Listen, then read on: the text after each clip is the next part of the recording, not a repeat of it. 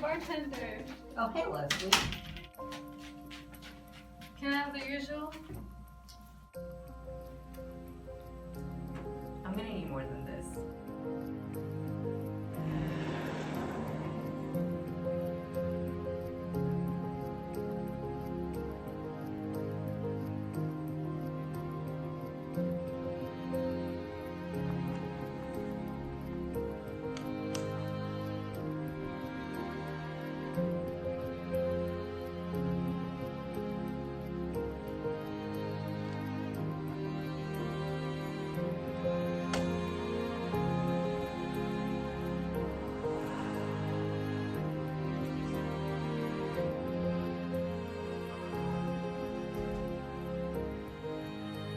Enjoy.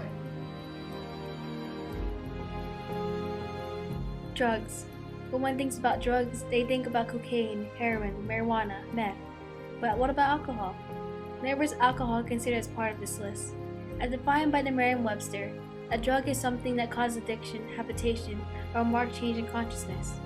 Though it is not illegal, there is no doubt that alcohol causes addiction, habitation, and changes in one's consciousness, perhaps not to such a great extent as heroin or cocaine, but certainly alcohol does in fact carry those same exact characteristics. Alcohol itself is not dangerous, just as any drug, but place it in the hands of an individual is when it becomes dangerous. Maybe alcohol isn't as damaging to the body compared to other drugs, but it can ruin someone's life just as much. It can ruin one's relationships, their minds, and take away their control of their life. Alcohol is available everywhere and to everyone in the United States. Perhaps you could say that alcohol is an everyday drug. In fact, it has been reported by the National Institute on Alcohol Abuse and Alcoholism that over 87.6% of people reported that they have drinking in their lifetime, and over 71.0% have reported to have drinking in the past year. By taking a look outside, it can be seen that there's a huge supply for this, as there are many bars and alcohol producers, and in return, there's a huge demand for alcohol by the people. Alcohol dates back to 10,000 years ago, when a fermented drink was produced from honey and wild yeast. It is likely that alcohol production started when early farmers noted the fermentation that took place in fallen fruit. They may have found the fizzy flavor and sharp aroma pleasing. It is also likely that Romans made wine from the wild grapes that grew in the countryside, grapes with the yeast necessary for fermentation already growing on their skin. And over the course of thousands of years, due to trial and error with using different fruits and grains, alcohol reached to the perfected state it is in now, resulting in an alcoholic drink that many choose to consume for pleasure.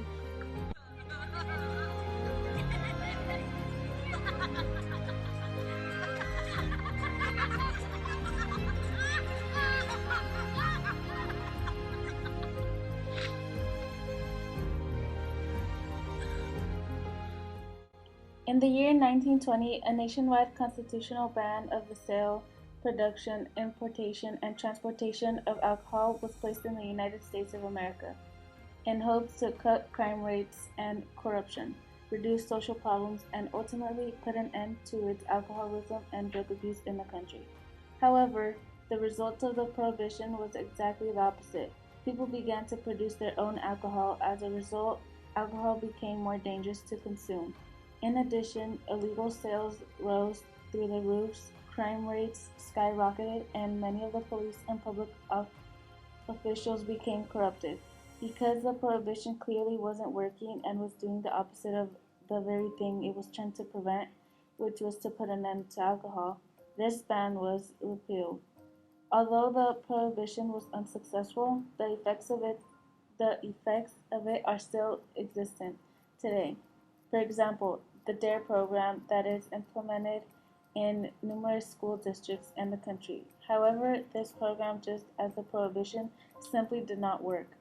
Although this program targeted individuals when they were young, D.R.I.N.K did not make one less likely to become a drug addict or to refuse one's first beer from their friends.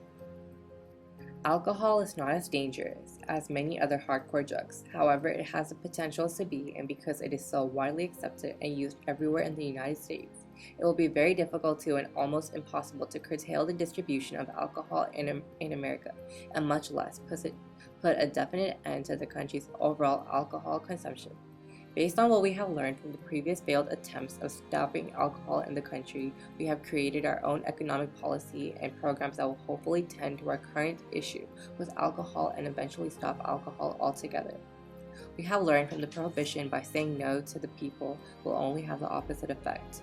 We have learned from D.R.I.N.K that teaching individuals to say no has no effect at all. So we propose to encourage safe drinking practices, enforce stricter DUI drinking laws, and educate as well as inform the public about the true dangers and consequences of drinking. We also want to stop the glorification of alcohol and to eventually steer young adults away from alcohol, and in time, we ultimately hope to put an end to the use of alcohol in America. The public policies that we are pushing forward includes we are going to encourage individuals to have breathalyzers in their car, lower the blood concentration to get fined from driving while drunk from the level of 0.8% to 0.25%, and educate the public about drunk driving programs. With these public policies, we hope that we can at least reduce the amount of injuries and deaths caused by alcohol and eventually curtail the distribution of alcohol in America by tackling this issue from the top down. Thank you for listening.